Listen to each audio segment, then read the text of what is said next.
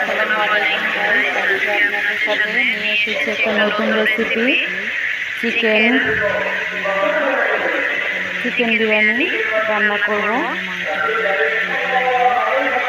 সবাই আমার সাথে থাকুন। প্রথমে মাংসগুলো একটু ভেজে নেব।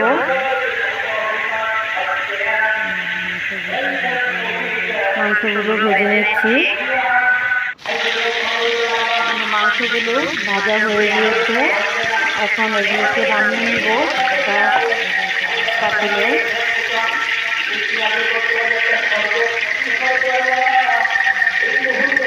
মাংসগুলো নামিয়ে কতগুলো পেঁয়াজ কুচি নিয়ে নিলাম, তারপরে দিয়ে দিব মাংসগুলো, তারপরে দিয়ে দিলাম তেল,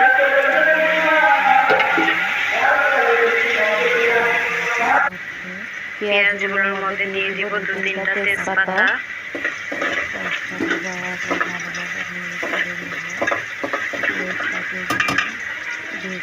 দিয়ে দিলাম তেজপাতা, তারপর দিয়ে দিব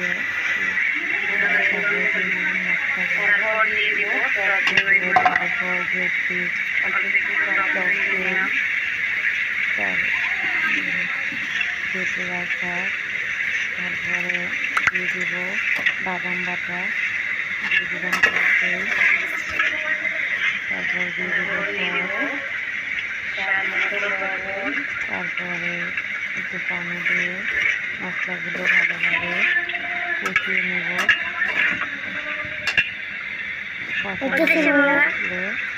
মাংসটা দিয়ে দিব,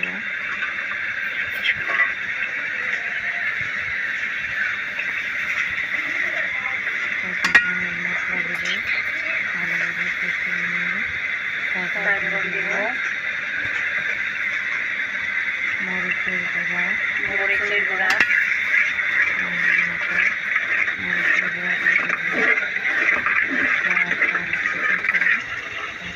এই পর্যায়ে মশলাটা একটু কষানো হয়ে গেলে তারপর দিয়ে দিব মাংসগুলো।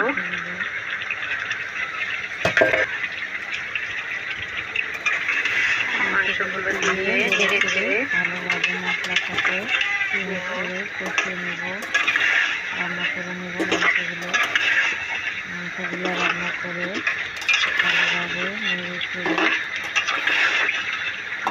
দিয়ে ঢেকে দেব।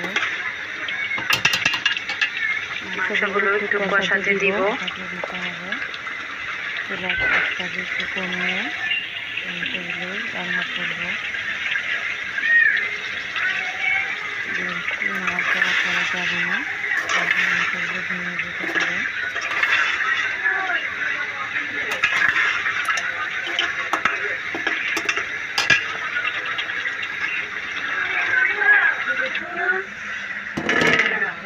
এবার একটি ঢাকনা দিয়ে চ্যানেলটাকে সাবস্ক্রাইবটাকে একটু কমিয়ে নিব, মাংসগুলো কষাতে দিব। লাইক কমেন্ট করবেন, কেমন হয়েছে বাসায় রান্না করে আমাকে কমেন্টে জানাবেন। ইনশাআল্লাহ এইভাবে রান্না করলে খুব ভালো হবে। তারপর মাংসটাকে সিদ্ধ করে নেব, তার সাথে বিরিয়ানির মশলাটাকে অ্যাড করে দিব।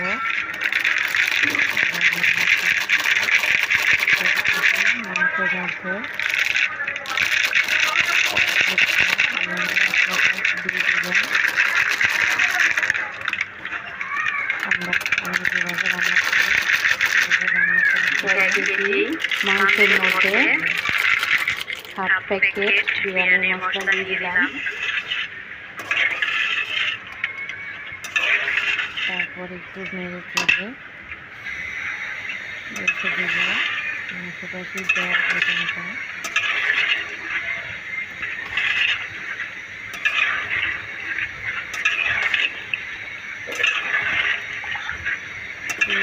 তারপরে সবাই আমার চ্যানেলটাকে সাবস্ক্রাইব করে দেবেন, নেড়ে চেড়ে নেব, মাংসটাকে কষিয়ে সঙ্গে থাকুন। একটু মাংসটা সিদ্ধ হওয়ার জন্য মাংসটা কষানো হয়ে গিয়েছে, এখন মাংসটাকে নামিয়ে নিব। এ পর্যায়ে মাংসগুলো আলাদা একটা মশলার সাথে পাতিলে তুলে নিতে হবে।